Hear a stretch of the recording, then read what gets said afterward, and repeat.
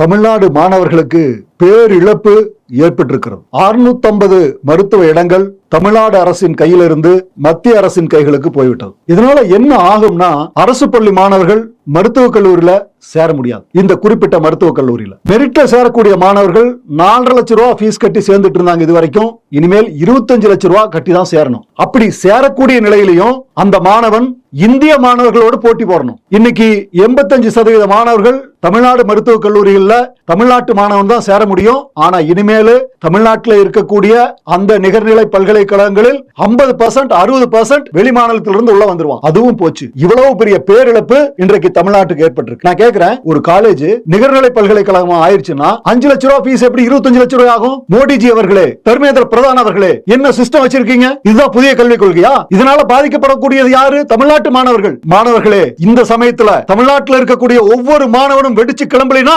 தமிழ்நாட்டில் இனிமேல் கல்வி இருக்காது. கொஞ்சம் கொஞ்சமா மாத்திட்டு வர்றான். மெட்ரிகுலேஷன் ஸ்கூல்ல 30,000 ரூபாய் ஃபீஸ் வருஷத்துக்கு வாங்கிட்டு இருந்தான். மெட்ரிகுலேஷன் ஸ்கூல்ல சிபிஎஸ்இ மாத்தினா 3 லட்சம் ரூபாய் ஃபீஸ் வாங்குறான், 4 லட்சம் ரூபாய் ஃபீஸ் வாங்குறான். அப்போ சென்ட்ரல் கவர்மெண்ட் ஸ்கூல்னா 30,000 3 லட்சம் எப்படி ஆகும்? அதே மாதிரி காலேஜ் ஃபீஸ் 5 லட்சம் 25 லட்சம் எப்படி ஆகும்? தமிழ்நாட்டு மாணவர்களுக்கு மிகப்பெரிய பேரிழப்பு.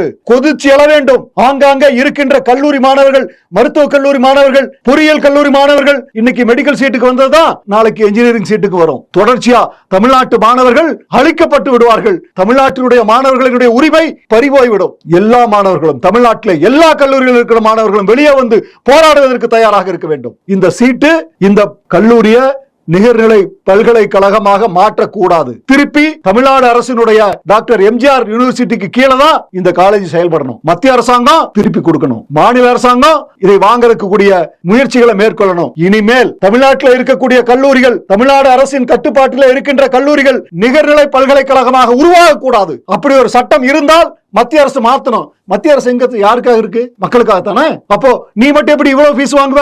மத்திய அரசாங்கம் சட்டத்தை மாற்ற வேண்டும். தமிழ்நாட்டினுடைய அனுமதி இல்லாமல், தமிழ்நாட்டினுடைய அரசின் அனுமதி இல்லாமல் எந்த கல்லூரியும் நீ நிகர்நிலை பல்கலைக்கழகமாக மாற்ற முடியாது என்ற நிலையை உருவாக்க வேண்டும். உருவாக்கணும்னா என்ன பண்ணணும்? இந்த அரசாங்கங்களை நம்பி பிரயோஜனம் இல்ல. மாணவர்கள் எந்திரிக்கணும். எப்படி டெல்லியில விவசாயிகள் போராட்டம் நடந்து சட்டத்தை மாத்தினாங்களோ அத மாதிரி தமிழ்நாட்டில் இருக்கின்ற அனைத்து கல்லூரி பள்ளி மாணவர்களும் கொதித்தெழுந்து போராட்டம் செய்து இந்த மாற்றத்தை கொண்டு வர வேண்டும். அப்பதான் தமிழ்நாட்டினுடைய ஏழை மாணவர்களுடைய கல்வி பாதிக்கப்படும். போராடுங்கள். தமிழ்நாடு முழுவதும் ஒவ்வொருவரும் இதை மூளை முடுக்கெல்லாம் ஷேர் செய்யுங்கள். நன்றி, வணக்கம்.